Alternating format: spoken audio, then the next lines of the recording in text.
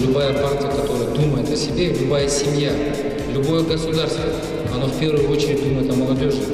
Сол себептен біз партия тарапынан жастарды тәрбиелеуіміз керек. Болашақта мына елбасының мемлекеттік саясатын жүргізетін сіздерсіздер. Никто другой лучше не будет понимать главу государства, чем молодые. Потому что все, что делает глава государства, это созидание, это высокий гуманизм, это стремление к высоким идеалам сделать жизнь своей страны лучше.